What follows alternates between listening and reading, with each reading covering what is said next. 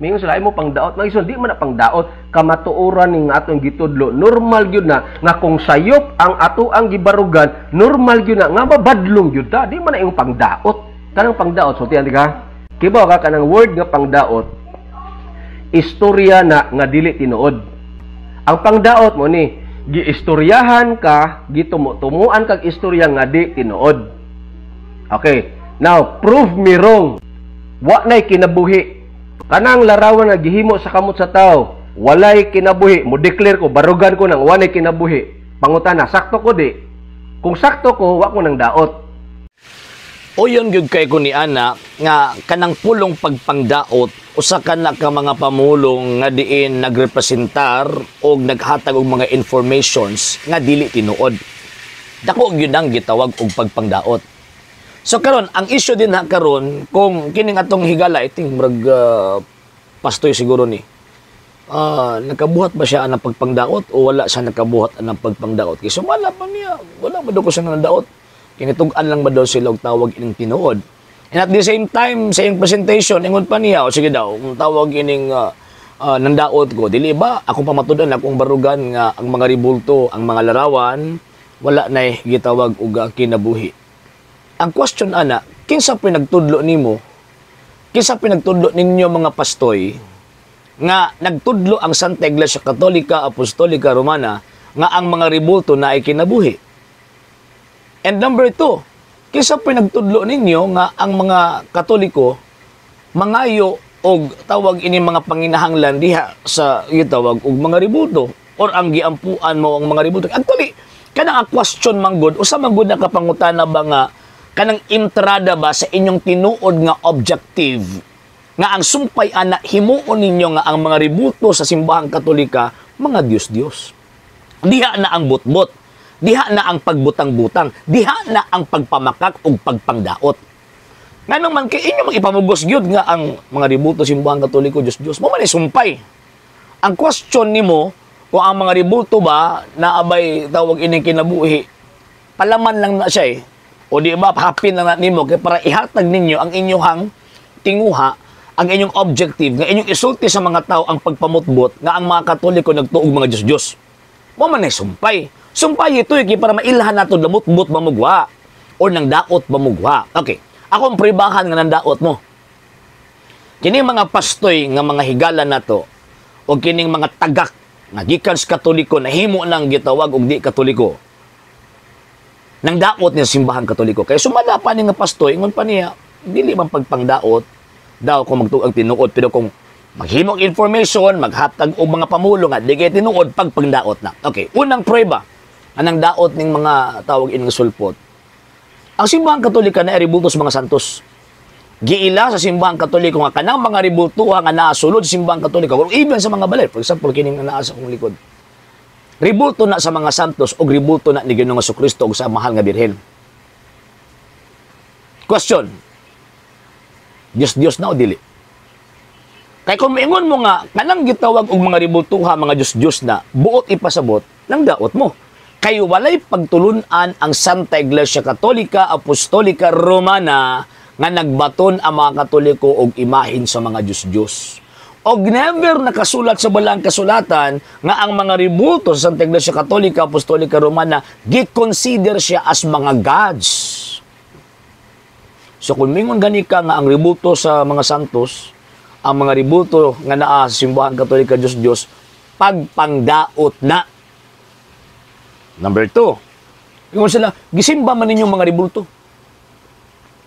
Gisimba ba gyud sa Katoliko ang tawag ining mga ribulto?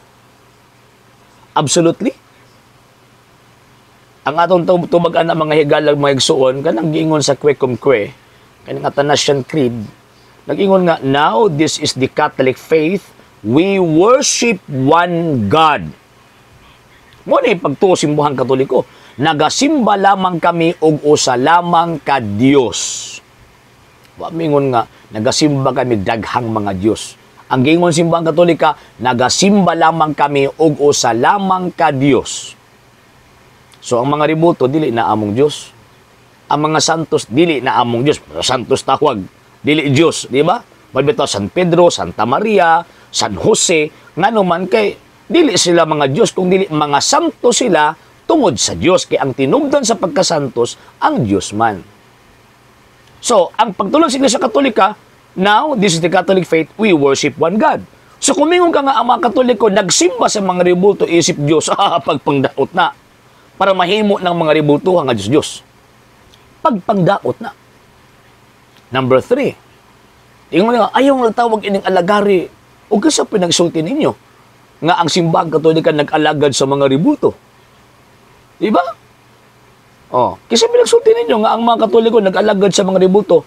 Ang mga Katoliko naghatag lang og pagtahod sa mga ribulto, dili tungod sa pagkaribulto, dili tungod sa pagkabato og pagkakayo, kung dili sa responsableng girepresentahan ni anang moong ribulto, mo nang nihatag mig pagtahod.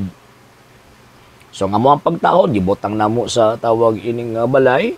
Nya syempre kay nagbutang mamig altar, nyang altar manggod dis kalibutan, amo na i-consider nga mo na ang refleksyon sa langit. Mo na magbutang mig krus, magbutang mig tawag anang imahen sa mga santos, magampo may magatubang sa altar kay sugo biyan na sa balaan kasulatan. Di ba tanawa tong mga Hudyo kani amto, magampo magsimba, magatubang og tawag ining altar. Unya ang altar na ni mga ribulto. Ang inyo ha may altar. Pudyo man ang inyo, stage man ang inyo. So ang gina-expect sa inyo ang tawag anang stage, entertainment, mo dili altar eh. Ang objective pagsimba same sa nakasulat sa balaang kasulatan. So karon, kumingon mo nga gialagaron na mo ang mga ribulto isip kambyo sa Dios o isip among Dios, pagpamutbot na, so pagpangdaot na. Pagpangdaot.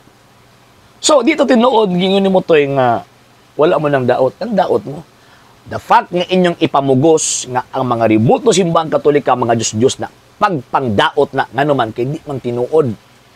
Nga ang mga Katoliko na ay mga Diyos-Diyos, nag-ilag mga Diyos-Diyos o nagsimbang Diyos-Diyos. No sir, no ma'am. Walay pagtulunan ang simbahang Katoliko nga magsimbag daghang mga Diyos, magsimba nga sa ribulto isip Diyos. No sir, no ma'am. So kung inyo nang ipamugos, nga maunit pagtulong simbahang Katoliko, pagpangdaot na. Ug ang pagpangdaot, ang basis ana, ang barahan ana, pagpamakak. Ug ang amahan sa bakak, maunang gitawag og yawa. So si bisan kinsa nga mosulti, nga ang ribulto sa mga santos, Diyos na, iya na sa yawa. Okay? Sa hindi pa po nakapag-follow sa mga pages po natin, i-follow nyo po yung mga pages po natin, RJ Horolanciano II, TV Apolia Punto Argumento page, Kuya Apologies TV page, and RJ's Vlog 2022. And pwede rin po kayo mag-send po dyan ng Facebook stars. And also, sa ating po mga channels, sa hindi po nakapag-subscribe, i-subscribe po ninyo yung mga channels natin, The Lay Catholic, Apologies International Official, RJ Sano II TV, Kuya Apologies TV, and Barrio Kawayan Religious Forum. And pwede rin po kayo mag-send po dyan ng super sticker, super chats, and super thanks. And maraming salamat po sa mga kapatid at mga Katoliko na ulis pong tumutulong sa programa po natin.